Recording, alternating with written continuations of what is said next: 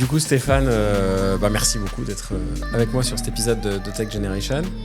On va pas te présenter tout de suite, comme le veut cet épisode, mais juste pour planter un tout petit peu de le décor, on va parler scaler aujourd'hui, scale up, parce que dans ta vie professionnelle, tu as été amené à scaler beaucoup de sujets, beaucoup d'équipes. Donc, je vais te poser une question. Je te l'ai un petit peu expliqué tout à l'heure, mais je leur explique comme ça. Si des gens nous écoutent pour la première fois, ils auront la thématique. Et puis, je vais te demander de m'y répondre en 3 fois parce que je suis un peu schizophrène. D'abord, je suis un Jérémy de 10 ans. Après, je suis un Jérémy d'une vingtaine d'années. Ensuite, de 40-50 ans. Et ensuite seulement, on parlera de toi. Est-ce que ça te convient comme programme ? Impeccable. Bon, allons-y. Alors, du coup, on peut démarrer. Si on n'a pas encore une coupure d'électricité, ce qui est déjà notre grande spécialité. Alors, on va se demander aujourd'hui, donc, comme d'habitude, on parle toujours un peu d'IA. Enfin, on parle de plein de trucs à travers un angle de l'IA. Du coup, moi, la question que je me pose maintenant, c'est est-ce que c'est plus facile aujourd'hui de scaler à l'âge de l'IA ? Donc, pour nous mettre en situation, j'ai d'abord une dizaine d'années. Donc, déjà, le mot scaler, il est un peu abstrait pour moi. Même à 30-40 ans, il peut être abstrait pour plein de gens. Alors, à 10 ans, encore plus. Mais finalement, la question que je me pose à cet âge-là, c'est peut-être un peu est-ce que tout est plus facile ? Donc, créer une société et créer une entreprise et gagner plein d'argent, c'est peut-être plus accessible qu'il y a quelques temps. Je ne sais pas ce que tu en penses. Alors, oui, parce qu'avant, il n'y avait pas cette notion d'aller lever des fonds ou créer. Il fallait, j'ai envie de dire, avoir différents. Il fallait connaître différents secteurs de l'entreprise et être compétent. Ouais. Tandis que maintenant, avec l'IA, on arrive quand même à se documenter, à se renseigner et nous permettre d'acquérir ces multi-compétences et d'être aidé par l'IA si on n'a pas ces compétences-là. Donc, je dirais oui, c'est plus facile pour monter une société. Et vous savez que l'objectif, c'est quand aux États-Unis, il y aura une société, une start-up, une unicorn avec un employé. C'est-à-dire que l'IA pourra remplacer tous les fonctions support et fonctions de sales grâce à l'IA. Donc, c'est pour vous dire un peu l'accélération et l'apport de l'IA dans la création de société et dans la création de société. Donc voilà, oui. Donc, oui, l'IA peut aider à créer une entreprise. Pourquoi l'IA peut aider à créer une entreprise ? Parce qu'il y a tellement un savoir. L'IA enregistre, stocke énormément de données sur Internet dans tous les domaines. Et donc, quand on interroge une plateforme IA, ChatGPT et autres, et on a le résultat d'une documentation qui est juste énorme. Et donc, c'est pour ça qu'on acquiert les informations à travers l'IA beaucoup plus facilement que d'aller rechercher l'expert à tel endroit, etc. Top. Et tu es en train de me dire, si je reprends mon âme d'enfant, est-ce que tu peux me réexpliquer ce que ça veut dire scaler finalement ? Alors, scaler, c'est un grand mot. Scaler, c'est mettre à l'échelle. C'est-à-dire, quand tu es dans une entreprise où tu as une croissance qui est forte, tu as une demande qui est forte par rapport à nos clients, une demande du marché, on dit que l'entreprise scale, se monte à l'échelle. Et on a la même chose à faire côté technologie. C'est-à-dire les demandes, les plateformes, l'organisation, les process qu'on met en place à une petite échelle, il faut pouvoir les adapter à une plus grande échelle.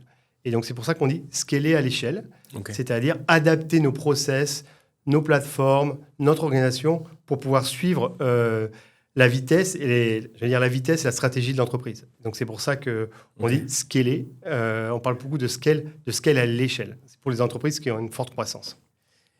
Et quand on entend beaucoup parler de scale-up, avant le Graal, c'était d'avoir une start-up. Maintenant, le Graal, c'est d'avoir une scale-up. Donc, en gros, ça veut dire quoi ? Est-ce que ça veut dire une boîte qui grandit vite ou une boîte qui grandit bien ou les deux à la fois ? Avant, c'était une boîte qui grandissait vite.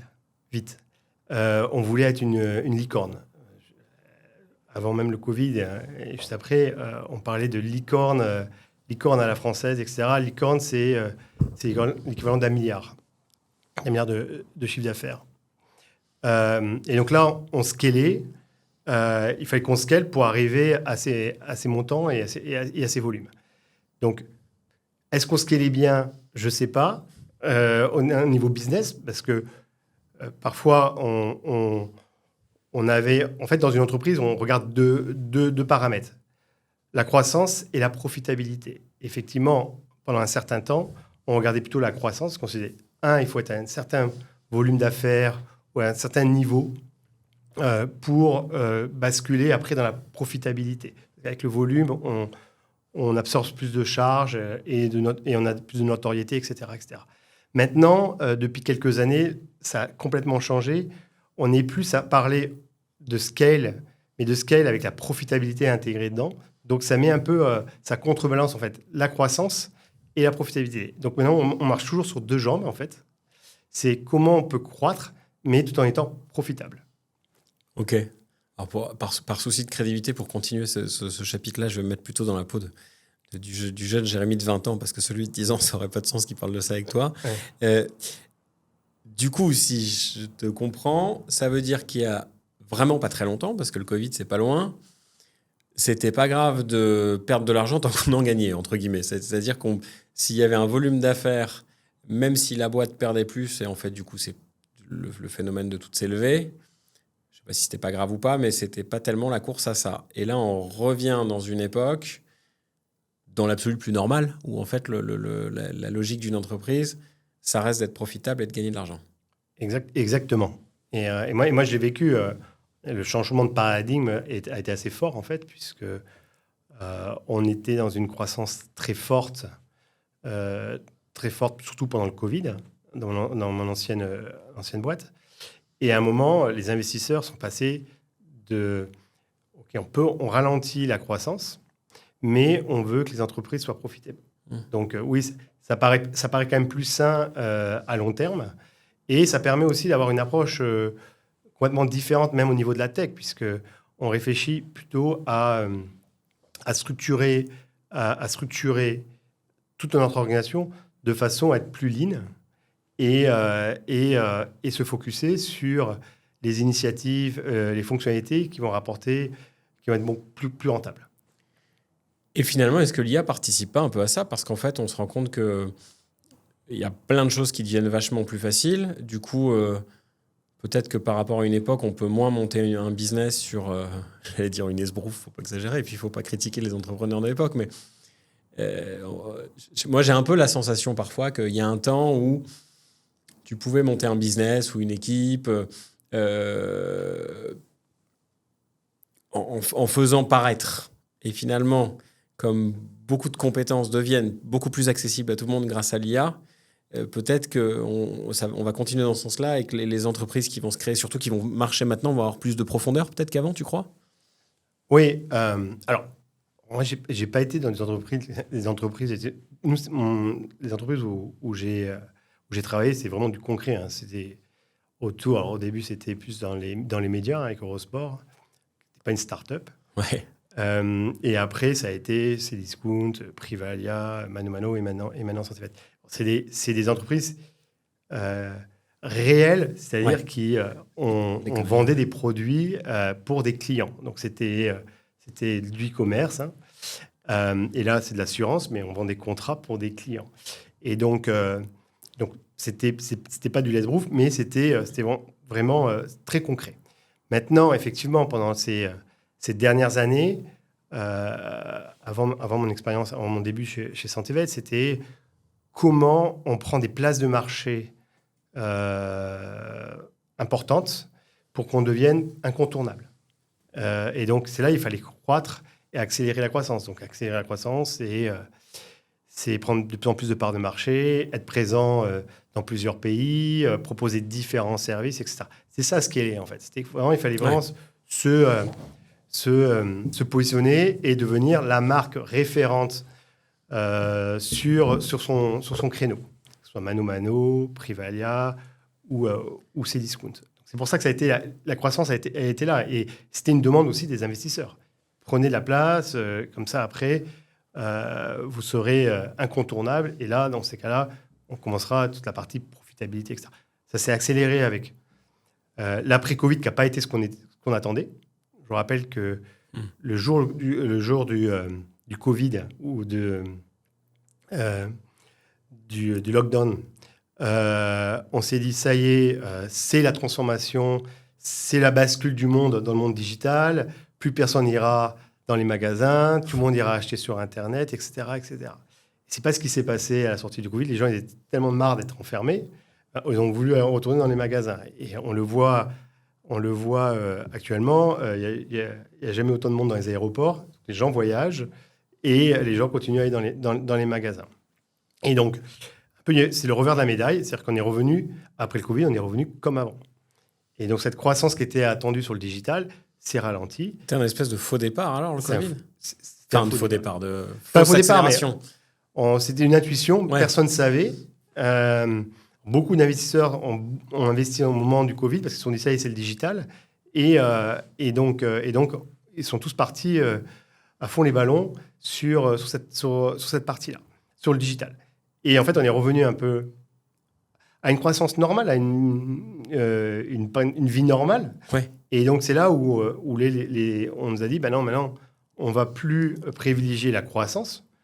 On va plutôt privilégier la profitabilité, la rentabilité, j'allais dire, plutôt, pour que ça soit plus sustainable dans le temps.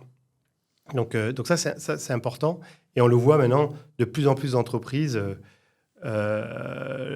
sont dans cette situation, que ça soit sur du SaaS, sur du B2B, sur du B2C, etc. Et j'ai envie de dire, l'arrivée de l'IA va contribuer à ça. Et va contribuer à ça. Permet de faire des choses beaucoup plus simples. Moi, j'ai commencé à implémenter de l'IA chez Mano Mano, donc il y a à peu près plus de 2 ans maintenant. On a commencé à créer des premiers use cases autour de l'IA, autour de tout ce qui est renseignement, donner des informations à nos clients, sur des fiches produits, etc. Assez simple et basique, mais déjà, ça joue un rôle important. Et là, on voit avec l'arrivée de tout ce qui est agent IA, où il y a une accélération beaucoup plus rapide et une adoption beaucoup plus forte. Et l'IA va nous aider dans cette automatisation, dans cette accélération dans le futur. Et on parle beaucoup maintenant de IA Lean.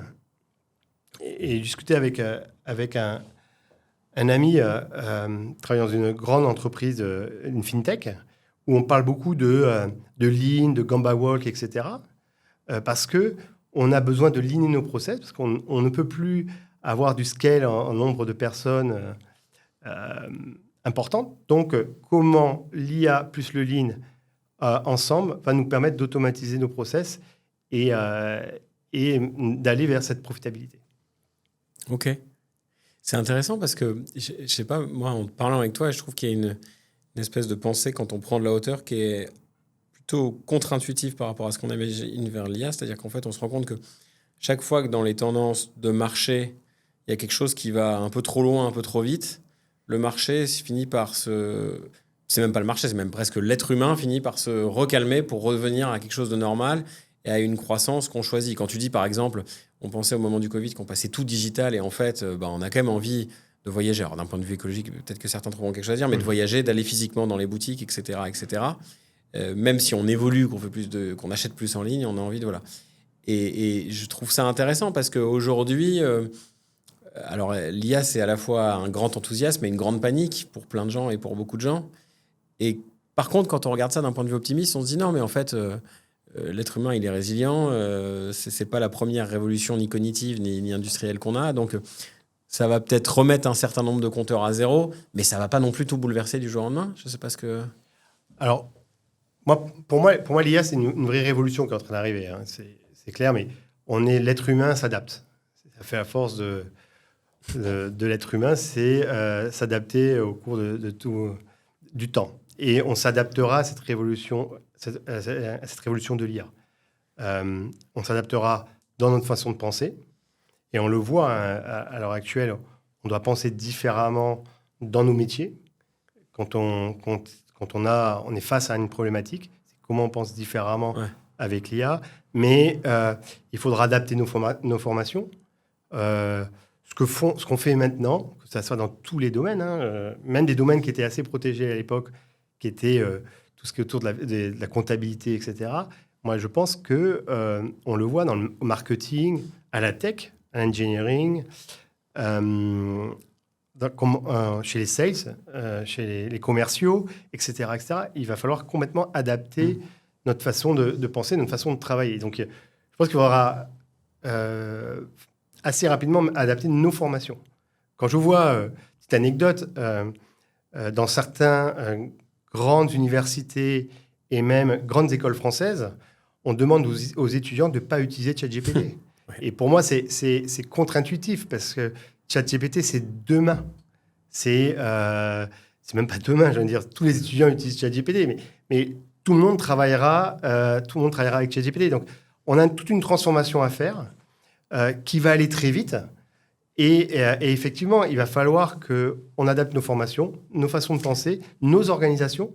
On va avoir des organisations différentes et des métiers vont complètement changer. Là, je parle des domaines que je connais, mais je pense que dans les sciences et dans la médecine, il va y avoir aussi un bouleversement assez fort parce qu'on voit que l'IA va aider fortement la médecine. Et je pense que, voilà, c'est-à-dire que ce qui est important, c'est que il va falloir s'adapter, mais il va falloir commencer à s'adapter au niveau cursus universitaire. Et donc, c'est ça, comment nos politiques vont gérer ça. Parce que si c'est pas nous, si on le fait pas, quelqu'un d'autre le fera. Je suis entièrement d'accord avec toi. Je pense, à mon avis, c'est le plus gros défi là. Parce que les jeunes, à l'heure de l'IA, s'ils sont pas bien accompagnés, ils vont plus savoir apprendre. Ils vont plus avoir de connaissances. Et moi, je le vois, à chaque fois qu'on parle avec des étudiants, des écoles ou autres, on en parlait encore un peu tout à l'heure, on sent un gap. D'ailleurs, souvent, le prof qui interdit aux étudiants d'utiliser l'IA pour les devoirs, il ne s'interdit pas lui forcément à la maison de l'utiliser pour faire ou corriger. Et puis, à l'inverse, des profs moi je trouve, des enseignants de manière générale, qui se cassent un tout petit peu le cerveau pour se servir de ça, ils sont capables de faire exploser leurs élèves, quoi. Ils leur ouvrent un champ des possibles magnifique, mais en continuant à leur montrer à apprendre, quoi. C'est vraiment... Oui, et en plus, par rapport, parce que l'IA, on peut se dire, avant l'IA, il y avait la data, avec les data scientists, etc., mais où l'accès à la data, il fallait avoir une certaine compétence et une connaissance pour aller faire ce qu'on appelle du machine learning. Tandis que là, avec l'IA, c'est l'accessibilité à tout le monde. Et encore plus même qu'Internet. Exactement. Parce qu'il y a le vocal, il y a tout ça. Et même, ce qu'on dit, c'est qu'il y aura qu'une interface, ça sera l'IA. Et elle aura le vocal, et tu auras les informations, etc. Tu n'auras même plus besoin de développer des interfaces en UX. C'est du temps à développer des UX, etc.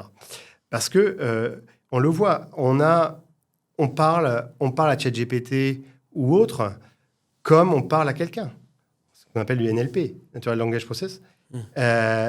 Où on n'a pas besoin de coder pour parler à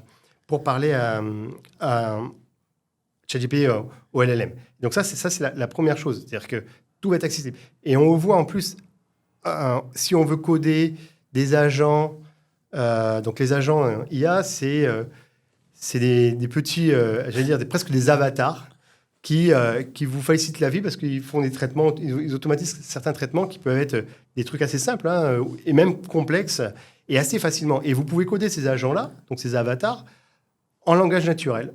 Donc, comme si je parlais à mon boulanger, à mes enfants ou autres. Et donc, c'est ça, cette accessibilité à l'information à travers l'IA est de plus en plus simple. Et c'est ça où ça va être, l'usage va être, et l'adoption va être forte parce que le niveau d'apprentissage est très faible. Même si après, pour vraiment aller finement dans des conceptions, avoir l'information, il va falloir apprendre à parler à l'IA. Comme on apprend une langue étrangère, il va falloir apprendre à parler IA. On parle de prompt, mais voilà, il va falloir... c'est un langage qu'on va apprendre, mais c'est un langage quand même naturel à la base. Avec un bon esprit critique. Ouais.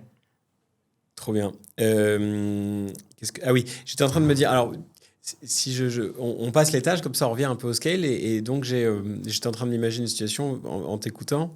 Imaginons que situation fausse, mais crédible, j'ai 45-50 ans, que je suis Jérémy de 45-50 ans, je suis à la tête d'une entreprise qui marche bien, voire même qui décolle, donc on peut dire que d'un point de vue, on imagine un scale, et puis toi, tu es amené à me conseiller lors d'une discussion, parce que quand tu m'interroges un peu, tu te rends compte que euh, vraiment, je fais pas usage et je suis plutôt ce type-là, un peu allergique à l'IA, etc.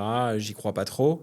Et toi, en parlant avec moi, tu te rends compte que, enfin, en tout cas, pour poursuivre un peu cette discussion-là, que si je veux vraiment scaler, il faudrait peut-être que je fasse un certain nombre de changements. Quels conseils tu me donnerais? Qu'est-ce que tu me dirais? Ou peut-être aucun d'ailleurs, j'en sais rien. Ah, si, je donnerai des conseils. Parce qu'après, Ou qu'est-ce que tu ferais si tu étais à ma place? Après, il faut les appliquer. Non, l'idée, c'est se dire, pour un conseil, c'est ce que tu fais dans ton entreprise, est-ce que tu peux le faire par l'IA, déjà. Parce que scaler dans des entreprises, c'est soit mettre des nouvelles fonctionnalités, comme je disais, comme pour avoir plus de clients, pour agrandir son marché, ça, c'est la première chose, ou soit c'est d'avoir besoin de ressources pour faire des traitements. Donc, est-ce que l'IA peut t'apporter sur certains domaines de ton entreprise? C'est de revoir les process et se dire, voilà, qu'est-ce qu'on pourrait implémenter pour t'aider à scaler rapidement. Ça, c'est la première chose. Deuxième chose, c'est et tes concurrents, ils font quoi sur l'IA? Et est-ce que tu as regardé ce que faisaient tes concurrents? Est-ce qu'un concurrent pourrait arriver et, grâce à l'IA, prendre des parts de marché? Donc, c'est vraiment deux choses qu'il faut voir. C'est comment l'IA peut avoir devenir un vrai game changer au niveau business et comment l'IA peut aider à scaler au niveau des process internes. Ok.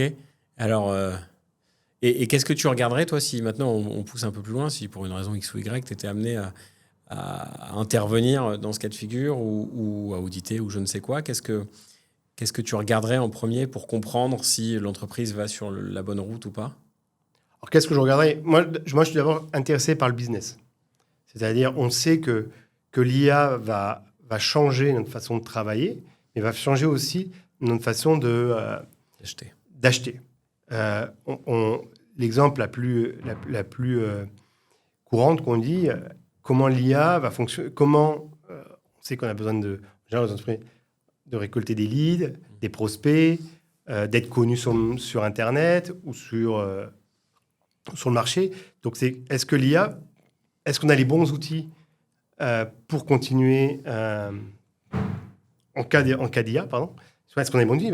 Exemple, là, on sait que c'est le SEO sur Google, mais demain, on sait que ça va être compliqué, Google. Parce qu'il y a de plus en plus de gens qui vont chercher des informations, soit sur ChatGPT, soit sur Claude, soit sur Perplexity, etc., etc. Donc, c'est comment on s'adapte aux nouveaux entrants sur le marché. C'est ça, c'est que plutôt être dans le défensif sur le domaine business.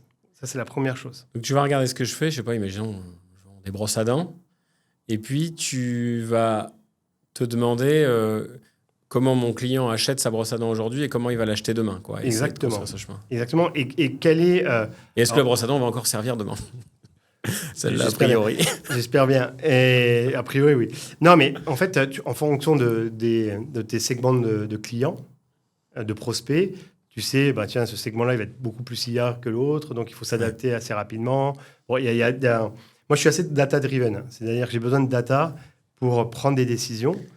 Et donc, il faut regarder ces segments, il faut regarder les usages. Et donc, c'est comme ça qu'il faut s'adapter. Mais il faut aller assez vite. Je me rappelle, quand j'étais un peu plus jeune, sur le mobile, quand j'étais chez Cdiscount, l'arrivée de l'iPhone. Je ne me rappelle plus exactement en quelle année, je crois que c'est peut-être en 2009, 2010. Quand est arrivé l'iPhone, présenté par Steve Jobs, révolutionnaire, tout le monde en voulait, etc. Mais qui s'attendait à autant de trafic, autant l'usage de l'iPhone, pas de l'iPhone, mais après c'était Android, mais dans les entreprises, même chez Santévet ou Mano, chez Privalia, n'en parlons pas parce que c'est des ventes flash, donc VP, et Cdiscount, on est entre l'usage sur le mobile, c'est du 70%. Et donc ça, à l'émergence, à l'arrivée de l'iPhone, on ne savait pas. Donc nous, je me rappelle chez Cdiscount, il a fallu assez rapidement développer une application iPhone et Android, être sur le marché et pouvoir proposer ce service-là. Et on le voit. Et au fur et à mesure, ça prend des parts de marché. Maintenant, il y a plus de gens sur mobile qui commandent chez Mano que sur le web, sur un desktop, en fait, sur un ordinateur de bureau. Et donc ça va être pareil pour l'IA. L'IA va amener La seule différence, c'est que on a des cycles de temps beaucoup plus courts, des cycles d'adoption beaucoup plus courts qu'avant. Avant, l'iPhone, ça a mis 10-15 ans 10 ans, max. Déjà, moi, en 2015, quand je suis arrivé chez Privalia, c'était déjà à près de 60%. Donc, ça n'a même pas mis 10 ans. Ouais, ça a même pas mis plutôt 5. Mais là, l'IA, ça va mettre beaucoup, beaucoup moins de temps. Je dis toujours, en moins d'un an, nos vies à beaucoup de gens ont changé. C'est-à-dire même, et je trouve que pour la première fois, de toute façon, c'est évident que on vit la révolution techno, et peut-être même la révolution cognitive la plus rapide de l'être humain. Peut-être que la prochaine sera encore plus rapide, mais ça touche tout le monde d'un coup. C'est-à-dire que le smartphone, il fallait être geek pour avoir le premier iPhone, et puis etc. Et c'est ce que tu dis, il a fallu 5-10 ans avant que du gosse de 14 ans aux grands-parents de 80 ans, on voit des iPhones partout. Mais l'IA, moi, je le vois, c'est-à-dire que GPT, un enfant sait s'en servir comme quelqu'un qui a... C'est plus facile pour un senior d'utiliser ChatGPT que d'aller sur le site internet de La Poste ou que sais-je. Exactement. C'est là où je dis qu'il y a une révolution sur lui parce qu'il n'y aura plus besoin, en fait. Ouais. C'est-à-dire que tu poseras ta question, tu auras la réponse et l'information, tu ne vas pas te perdre dans des pages, etc. Donc, c'est vraiment un changement complètement de paradigme qu'il va falloir prendre en compte. Et quand tu vois WhatsApp, maintenant, tu as une fonction IA dedans, intégrée. Pas encore au bon niveau, mais ça va arriver. Et donc, dans WhatsApp, qui est ton usage, tout le monde a au moins un WhatsApp. Là, on a parfois 2. Oui. Parfois, business et la partie plus personnelle. Mais donc, tu auras de l'IA partout. Et c'est là que c'est intéressant. Là, la semaine dernière, j'étais échangé avec un entrepreneur dans la construction. Il me dit, Stéphane, qu'est-ce que tu penses? Est-ce qu'il faut faire une app, etc. Mais tu sais, c'est un secteur qui n'est pas digitalisé, etc. Je dis, mais les gens qui sont sur les chantiers, de toute façon, ils ont un Android ou un iPhone. Donc, ils savent utiliser la technologie. Et eux, qu'est-ce qu'ils utilisent le plus? Ils utilisent WhatsApp. Peut-être mieux adapter WhatsApp et développer. Et ils vont poser des questions, en fait. Et tu n'auras pas besoin d'interface. Tu poseras des questions. Et c'est surtout... L'intelligence doit être côté serveur pour donner les bonnes réponses. Et c'est là où on se dit, l'usage, le blocage technologique est en train de disparaître avec l'IA. C'est ça pour moi, c'est ça la grosse révolution. C'est l'iPhone. Alors, je parle beaucoup d'iPhone, mais l'iPhone ou l'Android a déjà apporté un usage technologique. Tout le monde utilise des iPhones, tout le monde a des applications. On voit TikTok, on voit Instagram, etc. Mais il fallait encore les télécharger. On a plusieurs applications, etc.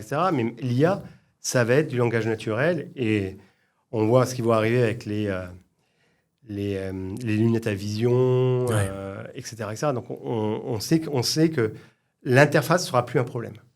Pour reprendre ton sujet sur le secteur du bâtiment, j'avais sur ce podcast Badr, un entrepreneur au Maroc, qui fait la même chose pour l'hôtellerie. Et il m'expliquait que dans l'hôtellerie au Maroc, tu as naturellement une partie de la population qui est peu alphabétisée. Et en plus, c'est en arabe, en européen, machin, et avec en face une clientèle qui est internationale qui parle 50 000 langues.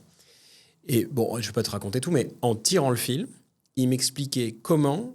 dans un pays comme le Maroc, l'IA va encore plus changer la donne qu'en Europe, parce que une population peu alphabétisée. Donc, peu alphabétisée, ça veut dire des gens qui savent à peu près lire et écrire, mais qui ne sont pas confortables et qui n'iraient pas taper des choses, etc. Et ben avec WhatsApp, parce qu'ils ont mis leur IA dans WhatsApp, avec leurs vocaux sur WhatsApp, du coup, ils peuvent travailler de manière complètement différente. Et donc, eux, ils sont en train de changer le secteur de l'hôtellerie au Maroc. Et du coup, ça tire presque une révolution du travail, quoi, parce qu'il y a plein de gens qui vont travailler de manière très différente. Oui, et en plus, juste pour plugger WhatsApp aux agents IA, c'est pas du tout compliqué.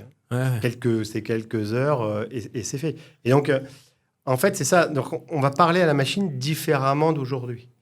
On a commencé avec, à l'époque, on avait nos ordinateurs. Déjà, ça tombait tout le temps en panne. C'était l'enfer. Donc, il y avait un frein d'adoption parfois. Après, il y a eu les ordinateurs portables. Donc, déjà, on a réduit ce frein-là. Les téléphones, mais encore, il fallait télécharger la bonne appli, avoir son compte, etc., etc. Donc, c'est un peu plus compliqué. Et là, non, vous aurez WhatsApp. Je parle de WhatsApp, mais ça peut être Signal, etc. Mais ça va être beaucoup plus simple d'utilisation. Et donc, c'est ça, en fait. Cette barrière technologique est en train de disparaître. Et effectivement, on parlait de traduction à la volée. Donc, il n'y aura plus de problème de langage. Ils l'ont annoncé sur les prochains AirPods, je crois. Il n'y aura plus de problème pour écrire, donc par les vocaux, etc., etc. Donc, effectivement, c'est là où la révolution arrive. C'est que l'adoption va être beaucoup plus forte et beaucoup plus rapide. Je lisais un article récemment sur, vous savez, dans l'informatique, il y a ce qu'on appelle la loi de Moore.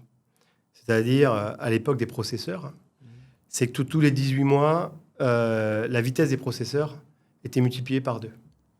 On dit qu'il y a la même chose dans l'IA. C'est-à-dire que l'accélération est multipliée par 2, mais pas tous les 18 mois, tous les 7 mois. Wow. Donc, ça va très vite. Ouais.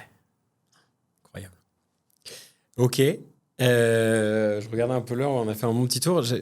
Du coup, on l'a abordé depuis tout à l'heure de plein de manières, mais j'ai envie qu'on s'intéresse plus à ton parcours parce que tu es passé par plein de beaux noms de la tech. D'ailleurs, quand on écoute comme ça rapidement, on a l'impression que tu as fait un peu toutes les boîtes qui ont des belles réussites. Et moi, la question que j'aime bien poser, Stéphane, c'est quel est ton chemin ? Alors, tu commences où tu as envie. Est-ce que tu as envie de commencer ado, enfant, jeune, autre ? Mais quel est le chemin qui t'a emmené du Stéphane jeune ou enfant, c'est à toi de décider, jusqu'à la personne que tu es aujourd'hui ?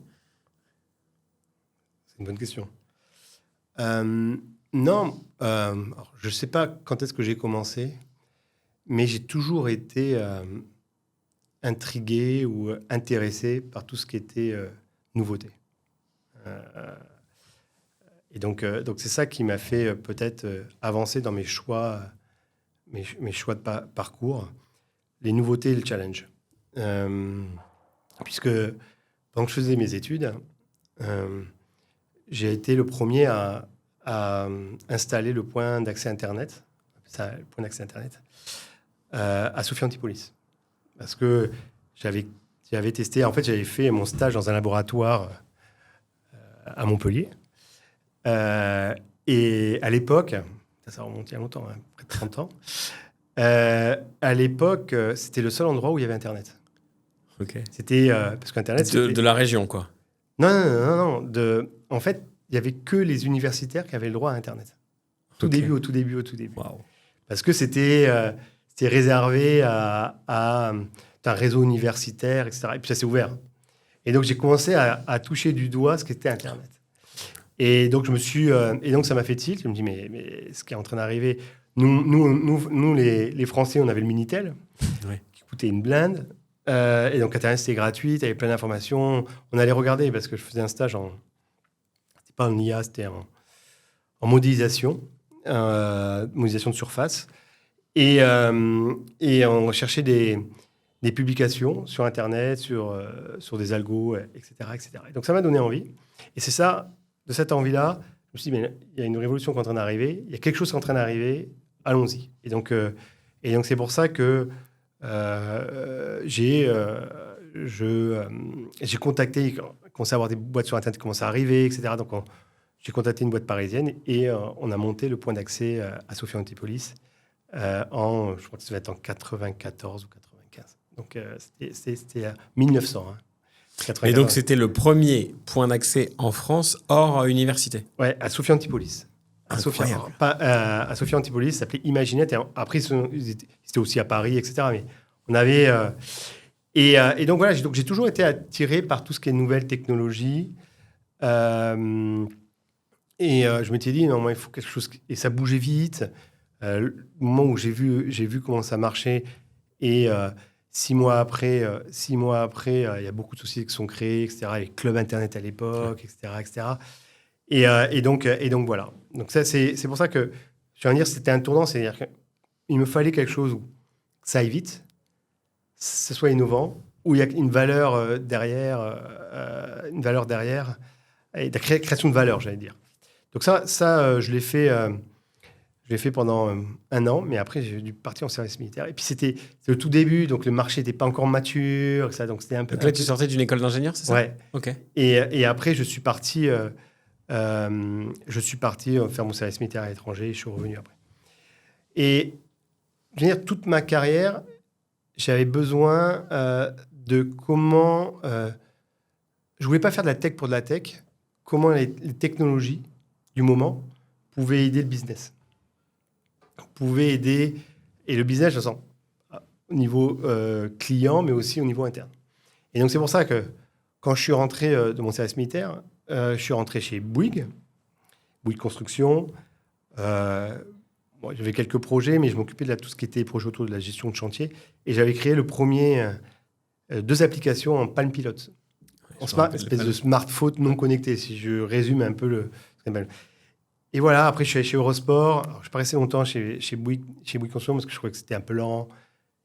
Le monde de la digitalisation du monde de la construction, ça allait prendre un peu plus de temps, etc. Ouais. Donc, je suis passé dans le monde du... Ils ont peut-être encore des applications en Palm Pilot chez Bouygues. J'espère pas, non, parce que le groupe Bouygues a toujours été assez en avance sur certains sujets. C'était les premiers à avoir des ordinateurs portables. Okay. Des ordinateurs portables. Et après, moi, je suis passé chez Eurosport, donc ça faisait partie du même groupe. Et là, effectivement, c'était le lancement de la chaîne Eurosport.com. C'est tout ce qui était site web pour Eurosport, dans 7 langues où était diffusé Eurosport. Et là, on a suivi tout le trend, l'évolution d'Internet. On était en RTC. RTC, on appelait des numéros téléphoniques. C'était lent, donc il fallait faire attention. La taille des pages, etc. Après, la DSL est arrivée. Je crois qu'il y avait un truc entre... Non, si, la DSL et après la fibre.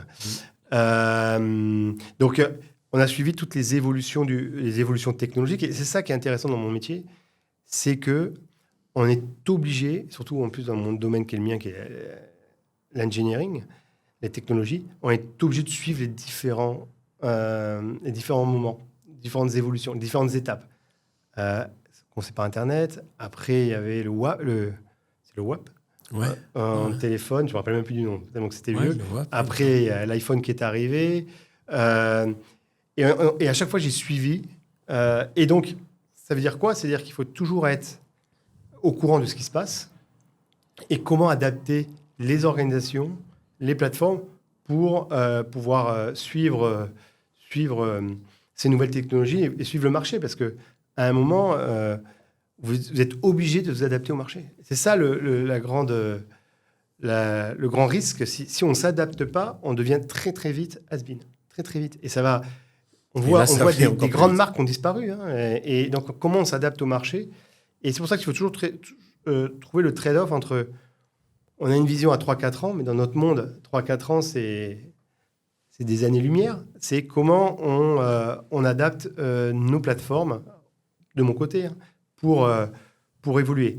Et donc, chez Eurosport, on finissait par faire des lives en vidéo parce que la DSL est arrivée, la fibre aussi, donc c'était beaucoup plus fluide, donc c'était beaucoup plus visible. Après, je suis passé chez Cdiscount, là, je fais du e-commerce.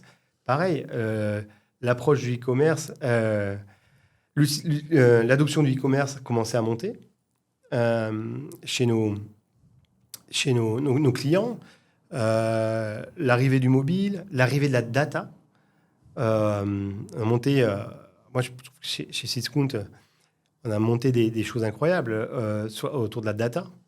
On était une des premières plateformes Hadoop à pouvoir traiter de la data, faire du cross-selling, du upselling, améliorer nos moteurs de recherche. Parce qu'on avait beaucoup de produits, il fallait rendre nos moteurs de recherche de plus en plus pertinents, etc. Et donc, il a fallu à chaque fois adapter nos process et notre plateforme aux technologies pour suivre le marché. Et quand vous avez travaillé chez Cdiscount, vous avez un seul concurrent qui est énorme en face de vous, il s'appelle Amazon. Et nous, on avait moins de personnes aux équipes techniques qu'Amazon, mais on essayait de toujours trouver la solution pour continuer à évoluer et suivre les tendances du marché. Et donc voilà. Ouais, ce qui me fait avancer, c'est ça. Excuse-moi, Stéphane, mais tu as commencé ta carrière, tu faisais du développement, Oui, j'ai fait un peu de développement au début de ma carrière. Après, je suis parti plus sur la partie lead. Je gérais des équipes de développement. On est obligé de commencer. On peut pas faire de. Moi, je dis toujours, il faut comprendre. Moi, j'aime bien comprendre comment ça marche. J'ai fait du développement chez Bouygues et pendant aussi mon service militaire, j'ai fait du développement. Chez Eurosport, j'ai commencé par du développement et après, j'ai pris des postes à responsabilité managériale, mais toujours avec un œil sur comment marche la technologie et comment elle peut être intéressante pour le business. Et donc, tu es toujours... Tu es obligé. Là, en ce moment, je développe des agents IA. Pour comprendre comment ça marche, quand je vais échanger avec des équipes de développement, pour échanger avec des architectes techniques, bien de comprendre de quoi on parle et comment on pourrait le mettre au cœur du système, etc. etc. Donc, on est obligé de... Je fais plus de développement actuellement, quoique sur les agents IA, je bricole un peu encore. Mais on est obligé d'avoir ces deux casquettes, à la fois technique, d'architecture et aussi managériale et vision. Maintenant, effectivement, avec le nombre de personnes que je gérais, je n'ai pas eu le temps de faire de développement. Mais le rôle d'un CTO, comme je pense, alors, pour une scale-up, pour une start-up, c'est différent, mais à un niveau où il y avait pas mal de monde à gérer, c'est toujours, en fait... moi, je dis toujours à mes équipes, on a deux jambes.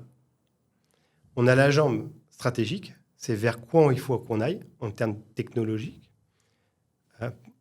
Pour scaler, par exemple, je raconterai une petite anecdote, la stratégie, c'était, pour Mano Mano, par exemple, ça a été la bascule dans le cloud 6 mois avant le Covid, où on a fait x7 de trafic. Donc, on n'aurait pas basculé, on n'avait plus de site web. Donc ça a été le côté stratégique. Il faut qu'on ait une plateforme alors qu'on ne savait pas que le Covid arrivait. On ne savait pas. Moi, je ne savais rien, en tout cas. Et donc, voilà. Donc, c'était un coup de bol, mais on savait qu'on devait scaler, puisqu'on nous avait dit il faut scaler, on va faire tant de trafic dans quelques années, etc. Donc, est-ce qu'on a les plateformes pour tenir ? Et j'ai envie de dire, donc ça, c'est la jambe plus stratégique, la vision de où on veut aller. Et la jambe plus tactique, c'est qu'est-ce qu'on peut faire qui va apporter un gain rapidement, tactiquement. Donc, il y a des choix tactiques à faire parce qu'on est dans un monde qui est tellement rapide, qui va tellement vite, on ne peut pas se permettre de se dire on va livrer cette fonctionnalité dans 2 ans, 3 ans. Donc, on est obligé d'avoir la vision tactique et la vision stratégique. La vision tactique, c'est de dire ah ouais, tiens, l'IA, ça peut nous aider sur ça, ça, ça, allons-y, faisons-le, testons-le. Ou d'autres sujets, on a besoin de cette fonctionnalité parce qu'il y a un concurrent qui l'a sorti. Ça, c'était plus à l'époque du e-commerce où on regardait un peu ce qui se passait sur le marché. Ou tiens, on a une bonne idée, on voudrait tester ça. Donc, tactique et stratégique, c'est pas antinomique.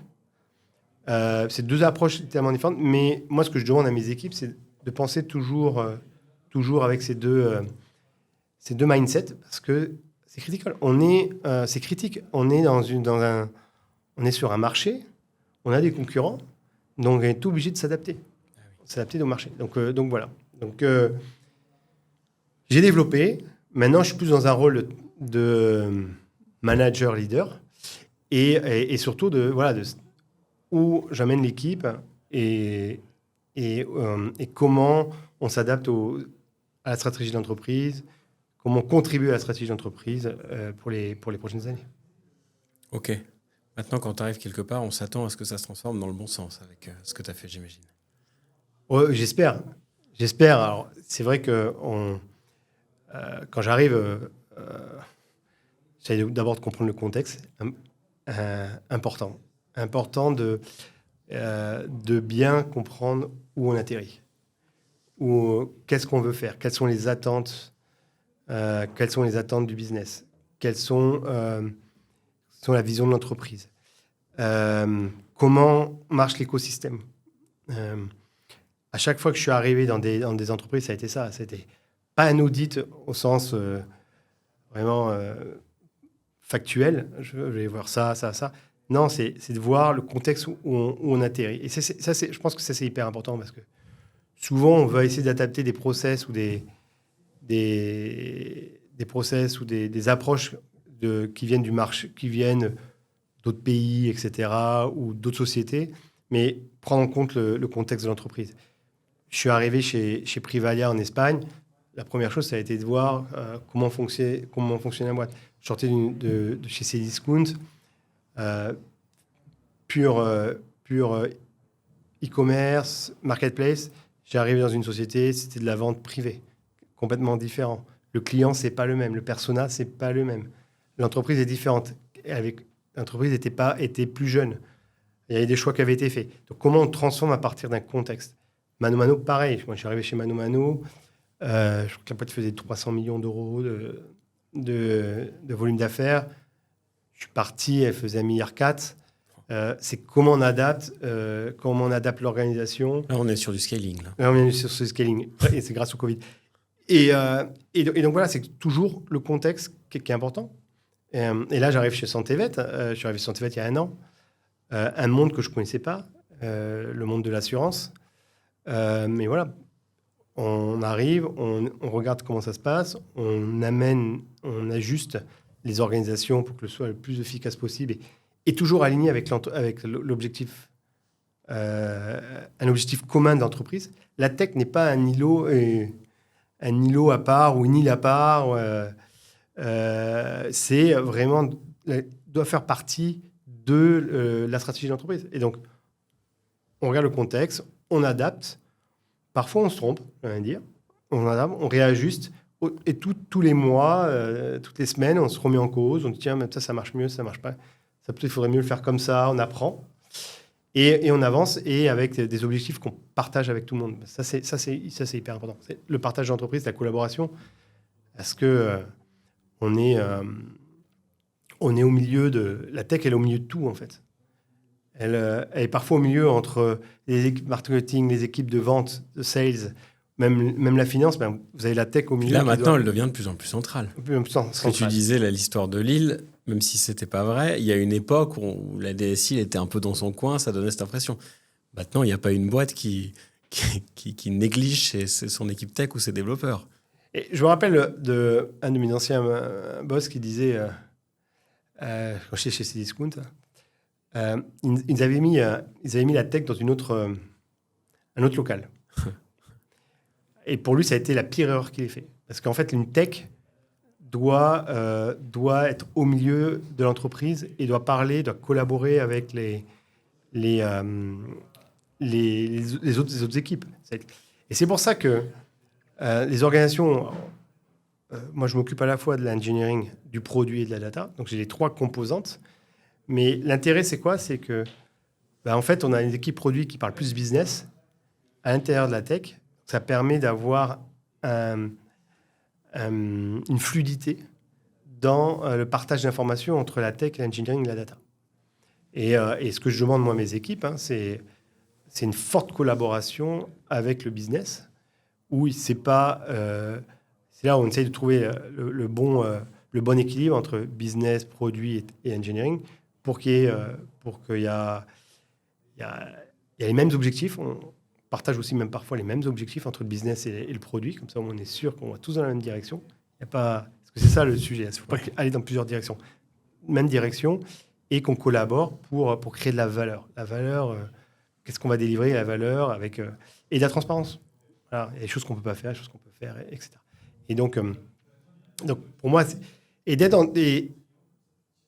d'avoir un impact dans une entreprise, c'est ce qui me fait avancer, ce qui me fait lever le matin. Dans une entreprise où vous voyez que vous n'avez pas d'impact, vous êtes moins motivé. Magnifique. Je ne sais pas si tu as fait exprès de faire la transition, mais elle ne pouvait pas être plus jolie. Parce que la dernière question, c'était sur l'impact. Mais du coup, tu viens d'y répondre. Alors, je ne sais pas si tu peux développer un tout petit peu. La question traditionnelle de ce podcast, c'est également comment tu t'efforces d'avoir un impact positif sur ton écosystème. Tu viens d'y répondre finalement. Oui, parce que moi, je ne considère pas l'équipe technologique. Alors, c'est peut-être ce que j'y suis. J'ai peut-être un peu les idées faussées, mais je ne considère pas l'équipe tech comme une équipe on dit à l'époque, c'était un centre de coût. Peut-être qu'avant, c'était le cas, et encore, je pense que ça a apporté.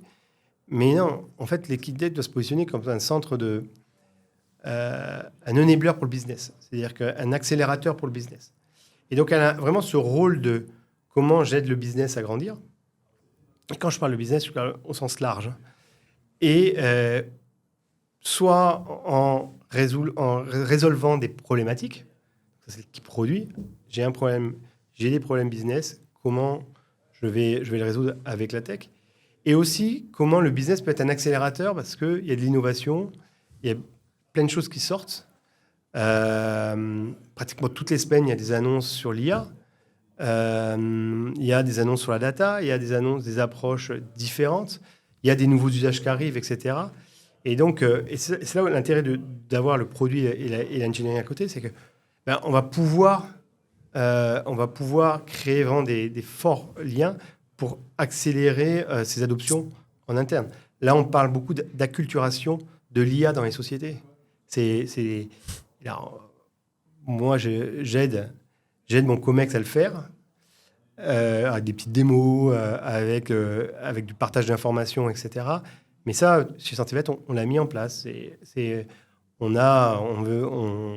pousse pour qu'il y ait une IA culture. C'est-à-dire qu'il faut penser IA, comment l'IA peut nous aider sur certains sujets. Et je vous dire, dans l'assurance, il y a plein d'axes où l'IA peut aider. C'est ça qui est bien, c'est que ça accélère un peu ce monde-là. Et donc voilà, l'impact, l'impact est aussi humain. C'est-à-dire comment, parfois la technologie fait peur. Et c'est comment on peut aider les personnes qui travaillent avec vous, au contraire, comprennent que la technologie peut leur aider dans leur quotidien et même en dehors de l'entreprise. Et c'est ça qu'on essaye d'amener.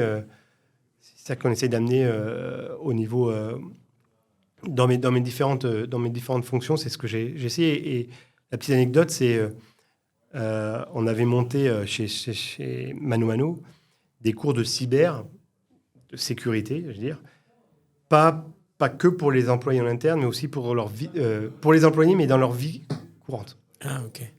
Pour les aider à bien comprendre où est les risques, etc. Parce que c'est important, quand on parle de sécurité, ça nous touche tous. Hein. Même parfois, moi j'avoue, je ne me suis pas fait piéger pour l'instant, mais ça va tellement loin maintenant. Ouais, on n'est pas à l'abri. Moi, je ne suis pas à l'abri. Parce que tu sais à peu près ce qui se passe que... Ouais. Faut rester humble sur le sujet. Et donc voilà, c'est comment on a des impacts humains et pour l'entreprise. Génial. Écoute, merci beaucoup pour cette discussion, c'était hyper intéressant. Je pense qu'on est avec plaisir. À peu près dans le timing. Je suis assez passionné. Ça se voit largement. J'espère que tu as apprécié ce moment. J'espère que les gens qui nous ont écoutés ont apprécié le moment aussi. Merci beaucoup à toi et à tout le monde pour cet épisode et à très bientôt. Merci, Jérémy. Ciao.